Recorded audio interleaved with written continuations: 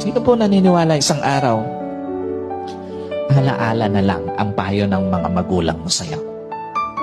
At sino po naniniwala, isang araw, yung nanay na kasama mo ngayon, maaaring katabi mo ngayon, yung tatay na kasama mo ngayon, isang araw, aalalahanin mo na lang din. Hindi kayo forever na magkasama. Kaya nga, lahat ng magulang hanggat kasama pa yung anak, gagawin ng lahat.